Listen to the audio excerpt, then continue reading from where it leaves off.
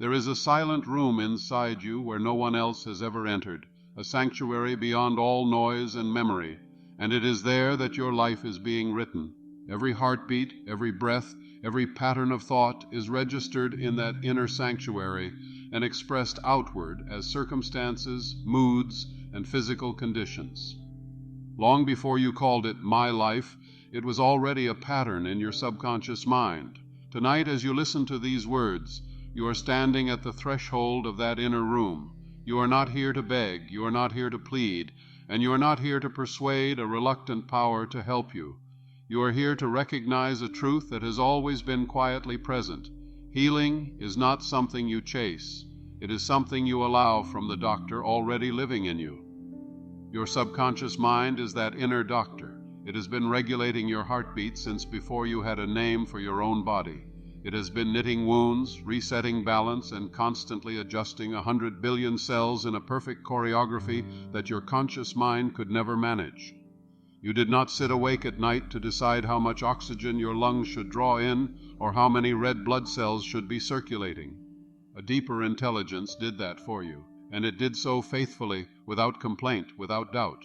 That same divine intelligence now awaits only one thing from you: permission. Not in the sense of granting power where there is none, but in the sense of no longer resisting what is already trying to flow through you. Modern science calls it homeostasis, the body's impulse to restore balance. Neuroscientists speak of neuroplasticity, the brain's capacity to reorganize itself around new beliefs and experiences. Psychologists describe emotional patterning, the way repeated thoughts carve grooves of expectation into your perception. All of these are merely different languages describing the same wondrous principle that spiritual teachers have known for ages. The inner world creates the outer world. As within, so without. Your subconscious mind is the silent engine, the mental factory, the unseen power plant from which your experiences emerge as effects. Healing, then, is not a miracle in the sense of breaking the law. It is a miracle in the sense of fulfilling it. Every thought you repeatedly dwell upon becomes like a seed dropped into the fertile soil of the subconscious. The soil does not argue with the seed. It does not say, "This seed is too small, too unworthy, too damaged." The soil simply receives, incubates, and expresses according to the pattern within the seed. An acorn produces an oak. A thorn seed produces a thorn bush. In the same way, thoughts of harmony, health, and divine order generate conditions that mirror harmony, health, and divine order. Thoughts of fear, resentment, and self-condemnation organize the body's chemistry into chronic stress, tension, and dis-ease. Your life is the garden. Your subconscious is the soil. Your thoughts and feelings are the seeds, and the universal intelligence is the infinite sun, always ready to nourish what you decide to plant. When you catch yourself speaking negatively about your health, your future, or your worth, you will pause and apply the law of substitution. You will say, "No, that was my old script. This is my new one." And you will affirm something that feels just a little more expansive, a little more truthful, a little more aligned with the inner doctor. You do not need to leap from despair to euphoria in one step. It is enough to move from "I am doomed" to "something in me is changing." From "I cannot heal" to "I am learning to cooperate with healing." From "my body is failing" to "my body is listening." Each such shift is a step on the path. Over time, these small steps become a journey, and the journey becomes a transformation. The person who once felt powerless now feels quietly powerful. The mind that once felt trapped in catastrophic thinking now experiences gaps of peace until those gaps become the new norm. The nervous system that once lived in fight or flight now spends more time in rest and digest, in creativity, in connection. People around you may notice that you seem calmer, more centered, less reactive. They may ask, "What changed?" And you will know that what changed was not the world, but the way you relate to your inner world. In this realization, you arrive at a gentle but profound awakening. All along, the creative power was within you, not as an egoic claim, but as a spiritual fact. You are not the origin of that power. You are its expression. The divine intelligence that governs the stars and seasons also governs your subconscious processes. When you align your thoughts, your feelings, and your inner speech with that intelligence, you are like a musician tuning an instrument to match the orchestra. You stop playing discordant notes of self-hatred, despair, and fear. You begin to play notes of self-respect, possibility, and faith. The orchestra responds. There is no need for strain in this tuning. Strain belongs to the realm of the conscious mind trying to do everything by itself. The subconscious works in ease, in softness, in repetition. You gently show it the new pattern again and again, and it takes care of the rest. You trust the process as you would trust a seed under the soil. You do not demand that it sprout on your schedule. You give it the right conditions: sunlight of positive attention, water of repetition, soil of belief, and you let time and law fulfill their function. As we come to the close of this shared journey, feel how different the inner landscape is from when you first began listening. The concepts may be similar to truths you have heard before, yet something deeper has stirred. You have not only understood these ideas with your intellect, you have allowed them to descend into the quiet rooms of your subconscious. There they will continue to work long after these words have ended, like a sacred code running silently in the background, reorganizing structures that once seemed immovable. You may not know exactly how your healing will unfold. You may not know in what sequence changes will appear in your body, your emotions, your relationships, but you can know this with calm certainty. Every time you choose belief over fear, every time you affirm health over sickness in your inner speech, every time you trust the doctor within rather than the critics within, you are moving closer to the full expression of your wholeness.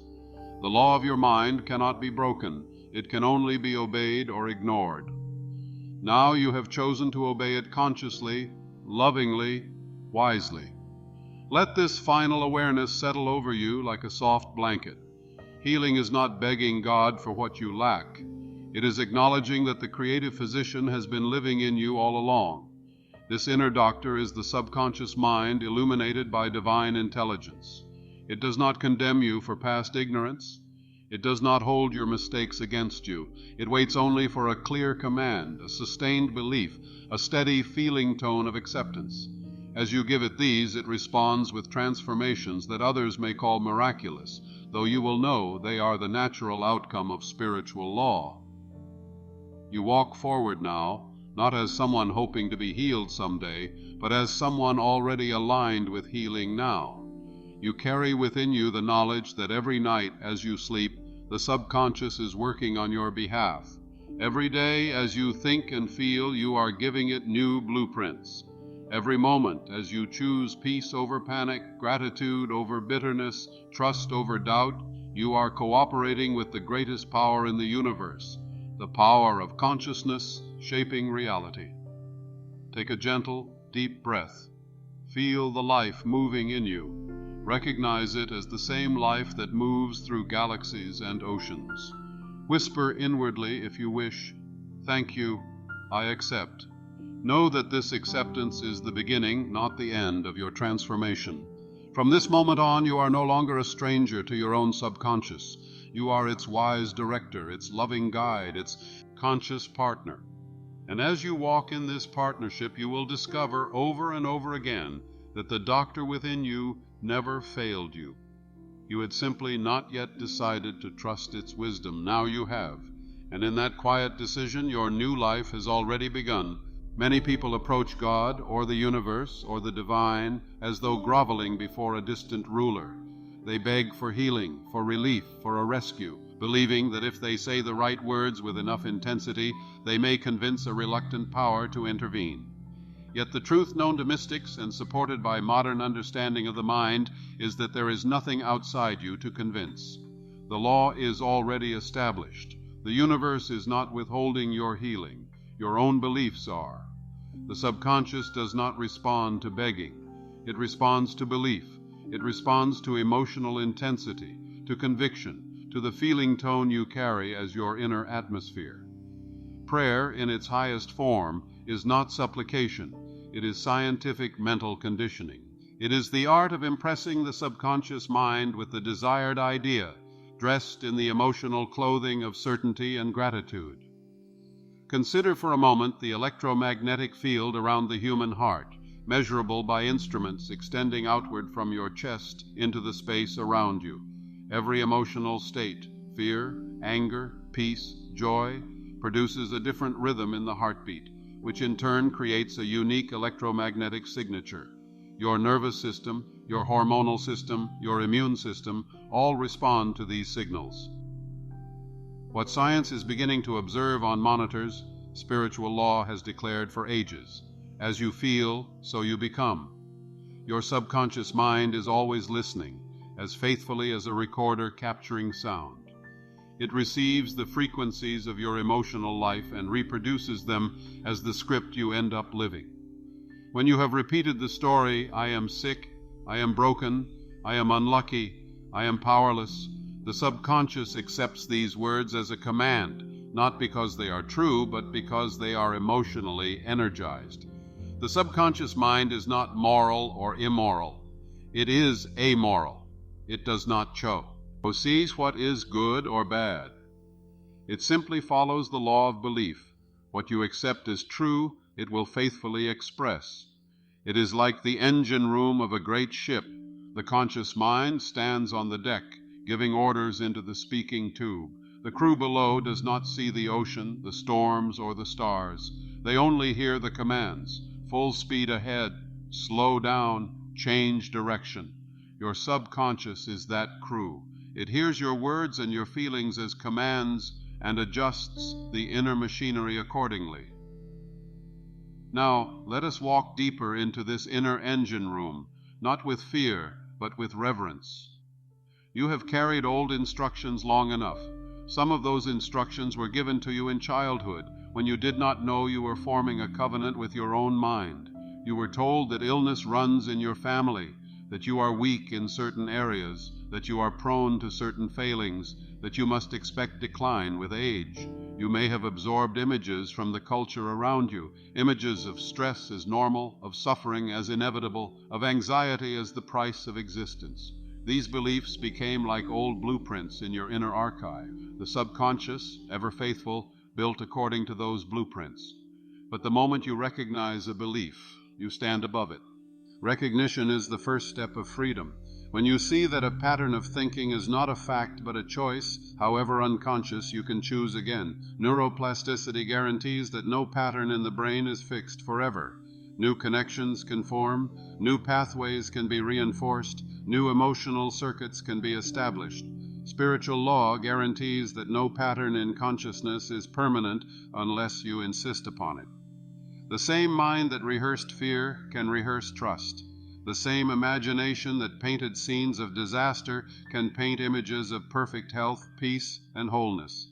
The same emotional energy that has been fueling worry can be redirected into gratitude and inner confidence. Healing begins as a change of blueprint. Before your body alters, before your circumstances shift, there is a quiet revolution in the workshop of your mind. This is where scientific prayer enters. Scientific prayer is not a pleading, it is a declaration. It is the intentional selection of thoughts and words that embody the reality you choose to experience, repeated calmly, lovingly, until they sink into the subconscious and become your automatic pattern. You do not shout at the subconscious, you whisper to it with assurance. You do not fight with your symptoms, you affirm the presence of divine order beneath them. You do not argue with shadows on the wall, you turn to the light within. You might say quietly and repeatedly, "The healing presence of divine intelligence is now flowing through every cell of my body. The doctor within me knows exactly what to do. My mind is at peace, my body is at peace. I am whole, I am balanced, I am guided." These are not empty words. Each time you affirm them with feeling, you are etching a new pattern into the neural pathways, sending new signals through your emotional circuitry, broadcasting a new electromagnetic signature into your field. The subconscious hears, "I am whole," and begins to reorganize the body's chemistry to match that message.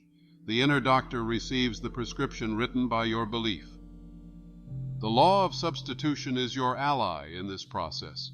You cannot hold two opposing thoughts in attention at the same time. When a thought of fear arises, what if my health gets worse?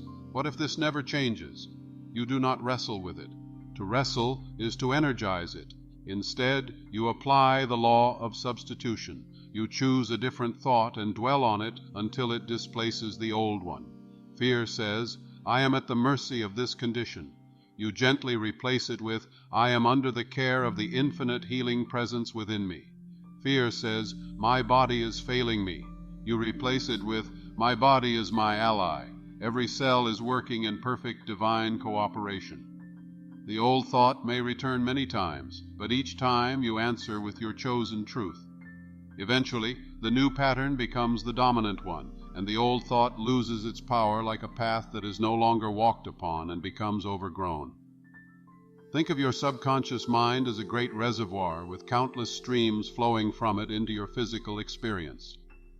For years, certain streams may have carried the water of tension, worry, or self-hatred. But the reservoir itself is pure potential. You can redirect the channels through repetition of new ideas, through visualization, through emotional alchemy. You carve new paths for the water to flow. Emotional alchemy is the art of transforming the lead of negative feeling into the gold of inner peace. When anger arises, you do not condemn yourself for feeling it. You acknowledge it as energy, as raw material. Then you consciously breathe, soften, and silently affirm, this energy now serves my healing. I release the story. I keep the power. I choose peace. The act of observing a feeling without judgment and then choosing a higher interpretation rewires the brain and heals the nervous system. Let us take a moment together to enter that sacred inward space where these truths can be felt as well as understood. Allow your body to settle wherever you are. Let thoughts swirl as they will. You do not need to silence them by force. Instead, simply let my words become the gentle background music in your awareness. You're listening not only with your conscious mind, but with the deeper self beneath it. That deeper self is always alert, always receptive, always recording. As you hear these words, your subconscious mind is saying, yes, I understand. I know what to do. I am already doing it. In that inner room, see now a great library of patterns, all the beliefs you have ever held about your health, your worth, your future. Some of the books on the shelves are dog-eared, their titles worn from constant handling. I am anxious. I am fragile. I don't heal easily. I am cursed with this condition. My body is my enemy. You have reached for these volumes many times, often without realizing it, and each time you open one and read from it, your subconscious mind takes the words as a script. Now, silently, the divine intelligence within you guides your hand. You reach for one of those old books. You feel the emotional weight of its stories. Gently, with respect for the version of you that once needed those stories, you close the book and place it on a different shelf, a shelf marked Completed Lessons. You do not throw it away. You honor that it played a role in your journey, but you no longer keep it at eye level. In its place, a new book appears. On its cover it says, I am the embodiment of divine health. You open it and the pages are luminous, blank, waiting for your new statements of truth. Slowly you begin to write, my subconscious mind is the infinite healing power of God in me. It knows exactly how to restore every cell to perfect function. I accept this now. I agree with this now. I cooperate with this now. As you write these words in the inner book, you are inscribing them into the neural circuits of your brain, into the electromagnetic signature of your heart, into the vibrational frequency of your entire being. The inner doctor nods in quiet affirmation. New orders received. This is the science of prayer. It is scientific because it is repeatable, observable, and based on universal law. Different people call it different things: cognitive restructuring, somatic regulation, neuro-emotional integration. But beneath the terminology is the same living principle. What the mind repeatedly and emotionally affirms, the subconscious accepts and expresses. When you unite a clear idea with a strong feeling, you have created a seed.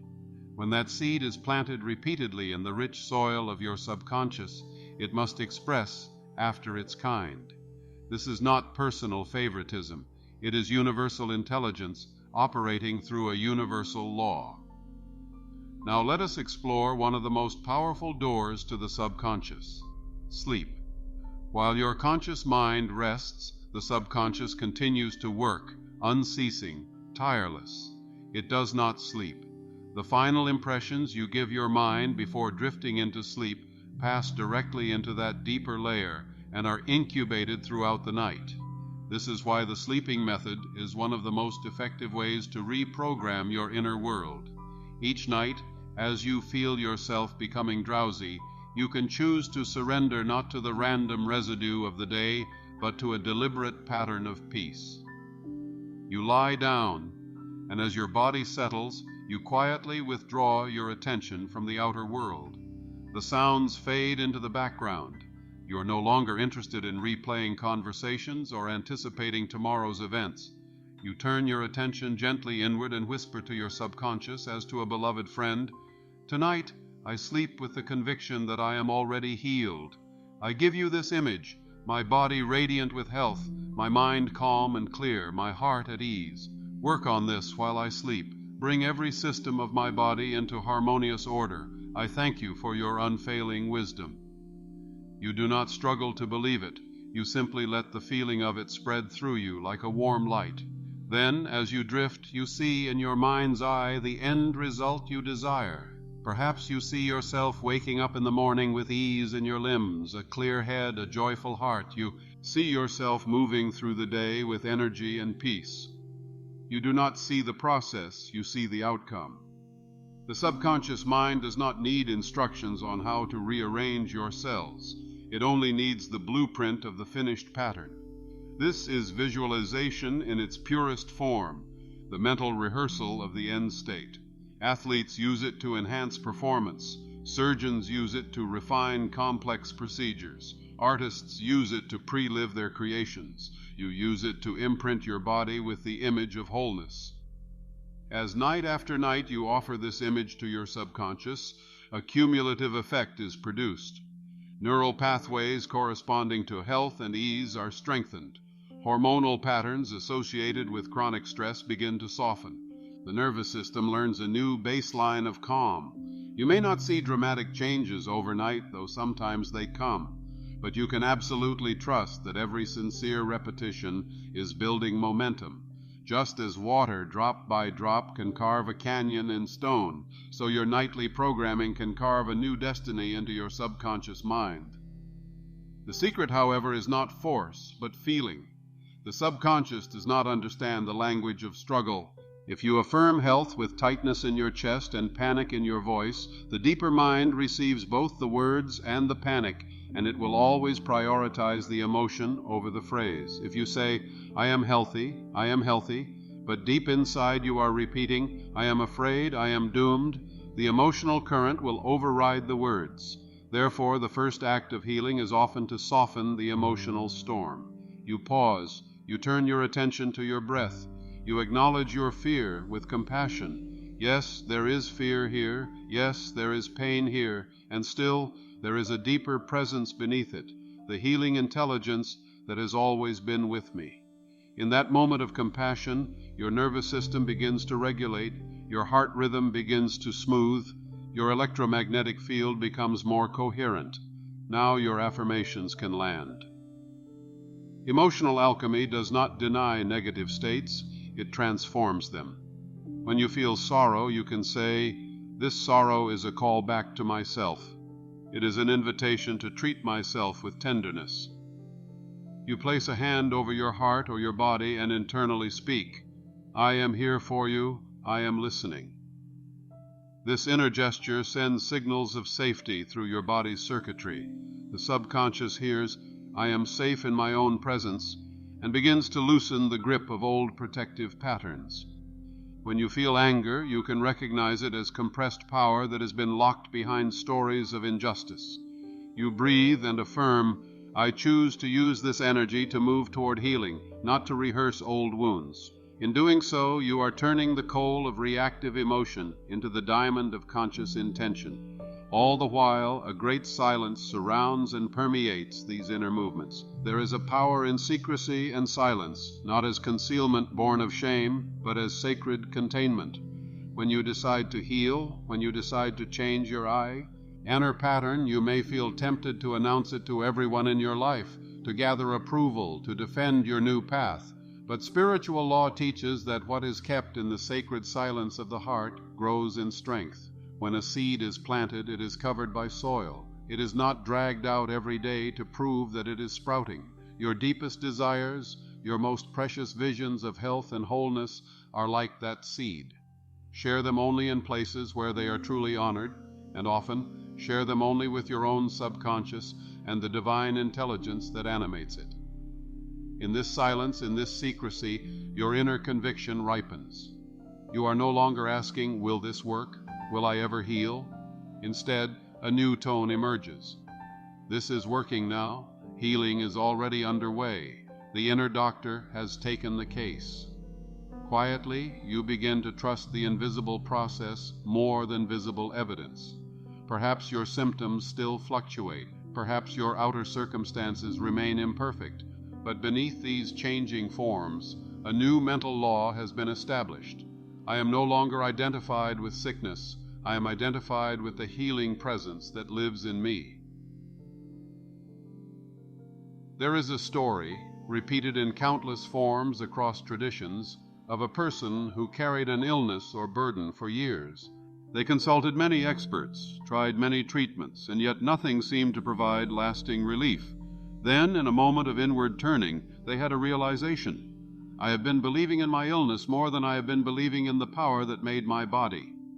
This realization was not a dramatic shout. It was a gentle, calm recognition. From that day forward, they began to treat their subconscious as an ally, not an enemy. Each morning, upon waking, they would inwardly declare, "Today I walk with the doctor within. Every cell listens to the voice of divine intelligence." They did not analyze the illness. They affirmed the presence of wholeness. Over time, their body and life began to rearrange themselves around this new central belief. You may recognize parts of yourself in this story. For years, you may have been negotiating with symptoms, bargaining with fear, making your sense of peace conditional on outcomes. Now, a new option stands before you: to make peace your foundation, not your reward. To choose, here and now, to believe in the silent intelligence that perpetually supports you. You do not need to ignore medical advice or neglect practical steps. In fact, you will find that when you align your subconscious with health, you are more guided and intuitive about which outer actions to take. The inner and outer work together, like two hands of one body. As you deepen into this understanding, something gentle but profound begins to shift. You start to see that even your past suffering has been an invitation to awaken. The stress, the limitation, the repeated patterns were not punishments but signals, the body's language saying, there is a belief here that is not in harmony with your true nature. There is a story here that is too small for you. When you reinterpret your symptoms and struggles as messengers rather than enemies, a new relationship with your inexperience is born. You move from victimhood to authorship. You step from the role of the afflicted to that of the conscious co-creator. This movement is subtle yet seismic. At first, you may simply notice that you feel a little less threatened by your thoughts. A wave of anxiety comes, and instead of drowning in it, you observe it and say, "This is a familiar wave. I do not need to identify with it. I can ride it." With each such moment, you are training your subconscious to respond differently. Neurons that once fired together in panic now begin to fire in calm observation. Emotional circuitry that once led straight to collapse now finds new connections to resilience, to faith, to inner steadiness. It is as though you are rewiring your inner temple, replacing flickering lights with a steady glow. Gradually, you begin to embody a new identity, not as a sick person trying to get well, but as a whole being allowing that wholeness to be revealed. This identity is not an ego posture. It is a remembrance. Before any story of illness, before any label, your essential being was pure consciousness, pure awareness, pure life. That essence has never been harmed. The body may have suffered, the mind may have been wounded, but the core of you remains untouched, like the sky behind every storm. To identify with that deeper self is to step into a realm where healing is not only possible, but natural. You begin to say quietly, I am not my diagnosis. I am not my history. I am not the sum of my symptoms. I am the consciousness that can choose a new pattern. In this recognition, prayer becomes less of a demand and more of a merging. You are no longer asking a distant force to intervene. You are aligning with the power that is already in you. You speak to your subconscious not from desperation, but from authority, the gentle authority of truth. You say, subconscious mind, you are the builder of my body and the servant of my belief. I now give you new instructions. Build according to the pattern of divine health. Dissolve every image of limitation and replace it with images of strength, harmony, and balance. I accept this as real now. Thank you. And then you let it be. You do not contradict this prayer an hour later by declaring, nothing ever works for me. You guard your inner speech as you would guard a precious seed from harsh winds. As the days, weeks, and months unfold, you live as a silent scientist of your own mind. You observe how certain thoughts feel in your body. You notice that when you dwell on gratitude, your chest feels more open, your breath deeper, your muscles more relaxed. You notice that when you dwell on resentment, your jaw tightens, your stomach knots, your heart rate increases. These are not random sensations. They are data, showing you the immediate impact of your mental state on your physiology. You learn to steer by these signals. If a thought contracts you, you question it. If a thought expands you, you nurture it. In this way, you become a conscious gardener of your own nervous system. You may also find that your relationships begin to reflect your inner work. As you release old beliefs of unworthiness, you no longer tolerate subtle abuse, manipulation, or disrespect, not from others and not from yourself.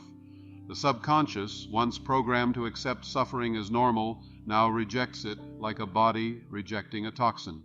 You notice that you are drawn to environments that support your peace, to people who acknowledge your wholeness, to practices that nourish your spirit. This is not selfishness, it is alignment. When the inner blueprint changes, the structures of your life that no longer match it fall away, and new ones appear. All of this unfolds within a larger field of intelligence, a quantum field of possibilities where every state of being already exists as a potential pattern. When you consistently dwell on a particular image and feeling, you are tuning yourself to a specific frequency, like a radio station. Thoughts of health, peace, and divine cooperation tune you to a reality where health, peace, and cooperation are your experience. Thoughts of chronic fear tune you to a reality where fear-filled events find their way into your path. This is not magic, it is resonance. Your subconscious is the transmitter. The universe is the field. Your experiences are the broadcast. At every moment you are sending out and receiving signals. The good news is that you are not a fixed transmitter. You can change your broadcast. You can decide in this moment to withdraw energy from the channel of self-pity and pour it into the channel of self-trust. You can feel, perhaps for the first time, what it is like to believe that life is on your side. This belief is not a naive denial of difficulty. It is a profound recognition that behind all appearances, a benevolent intelligence is always guiding you toward wholeness. Even the detours, even the breakdowns can be reinterpreted as part of a larger orchestration. And so, slowly, you come to rest in a new place. The stress that once seemed permanent begins to feel like a weather pattern rather than a fixed climate. Limitation that once felt like a prison begins to look more like an old script you no longer need to recite. Suffering that once felt like your identity begins to appear as a chapter in a book whose ending you are now rewriting. You are no longer waiting for some outer event to grant you permission to feel whole. You are choosing to feel whole now, in the middle of unfinished circumstances, and letting that feeling reshape the circumstances themselves. As you listen to these words, notice how a quiet certainty is growing in you, not as a loud proclamation, but as a gentle warmth. It whispers, "I can do this. I can change. I am changing." This whisper is the voice of your deeper self, the part of you that has always known your true capacity. It is not dazzled by symptoms nor frightened by diagnoses. It sees beyond time, beyond appearances, and it knows that the same intelligence that created galaxies also breathes your breath and moves your blood. How could such a power be defeated by any condition? It cannot. It waits only for your agreement. Tonight, or whenever you next lay your head upon this pillow, you will remember that you are not going to sleep as a helpless victim of your past programming. You are entering the most powerful laboratory of change, the borderland between wakefulness and sleep, where impressions sink into the subconscious with extraordinary ease. In that sacred borderland, you will not rehearse worries. You will not mentally argue with others. Instead, you will feel a simple, profound thought. The doctor in me is at work now. You will see this inner doctor as a radiant presence, deeply knowing, infinitely patient, moving through every organ, every system, every cell, bringing order where there was chaos, harmony where there was discord, strength where there was weakness.